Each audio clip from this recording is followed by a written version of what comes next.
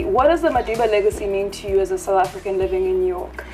Well, I mean, the opportunities in South Africa are endless, and I just feel like there's just so much more that I can do now because of the change in politics in South Africa and the change in what the ANC and many other organizations made possible. I mean, our freedom was as a result of a coalition of many organizations, Of course, with that and the choices that he made when we got our independence, the choices that he made, rather choosing reconciliation and rebuilding our country.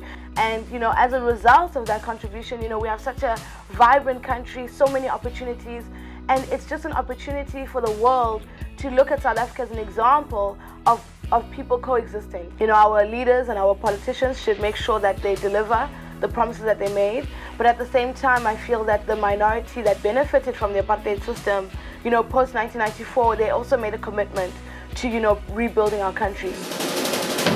One which makes you believe in the impossible and makes you doubt the very thing that is real. They convince you have nothing while they take your something. I'll tell you what coming to New York did. I think it made me more worldly. And I don't think it's about New York only, it's about just traveling, It opens your eyes to how you tackle issues that you're faced with. Now, people in South Africa might think that I take a very pro-black stance, but it's not about that. It's about my commitment to transformation. And in South Africa, the transformation has to be, it's almost, rebuilding or restructuring the structural inequalities that already exist in the country. So much more important to build a South Africa where everybody fits in, where everybody finds their place as home. And when I write about the country, the political part of me, it is to question the government, it is to question our leadership, but it's also to remind South Africans that they have to participate. You have to be part of your democracy. A people's government means the people's government. It means that you have to be involved. You should not allow your government to only involve you when it's time to vote. I have a feeling that it's time for me to go home. There's something that's just calling me that says, I need to go home and really make a contribution to my country. And I think that's really important for all of us young people who have had an opportunity to study abroad, have had an opportunity to study, that we go back and we plow back and we at least contribute. For me, I just feel that at least 5 years of your life, it doesn't have to be 5 years all together or all at one time, but you should be able to accumulate, you should be able to count that there was 5 years that you really just committed to your country.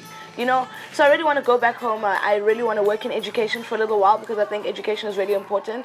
And obviously I'm going to be consulting as an economist, for the government and consulting for different development agencies.